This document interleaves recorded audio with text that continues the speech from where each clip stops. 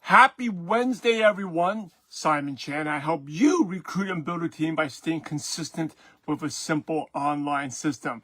And midweek, hope you're having a great week.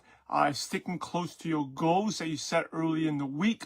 If you didn't set any goals, hey, it's never too late. Set some daily activity goals today. Remember, if you have no goals, you're going nowhere. Today, I'm going to share with you something to help you overcome your fear of nervousness. Right? If you, hey, say hello. Let me know where you're from. If you are nervous, you have overcome nervousness, let me know, and I'll share something that will help you out. Also, yes, yesterday, anyway, Wednesday's a good week, always a good week time to evaluate, see how you're doing. Had a great day yesterday. Started a little slow. Really productive, got a lot of admin done, but one of the highlights was in the evening, got to be interviewed by one of my best friends, Josie Tong, and she interviewed me. It's the 10th year anniversary to the podcast. I thought you're thinking wearing a hat or something different, but I just decided, hey, I'm just going to be myself, and talked about experiences, how the podcast got started, and main key lessons from the leaders. And the tip I'm going to share with you today in terms of overcoming the fear of nervousness, prospecting. If you're worried about, oh my goodness, how do I prospect? What I'm going to do? This will help you out. Instead of give you two tips, and this comes from my recruiting guide. I actually put a whole thing about how to overcome the fear of rejection. It's called a 10-step rejection killer. It's taken out from my book, The Consistency Pill, which it's taken out from my book. I wrote a whole chapter on this, but I'll put it together guide that'll help you out here.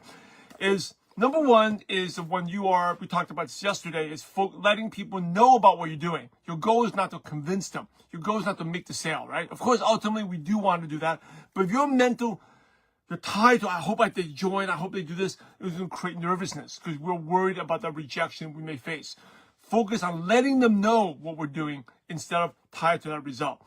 Number two is focusing on activity.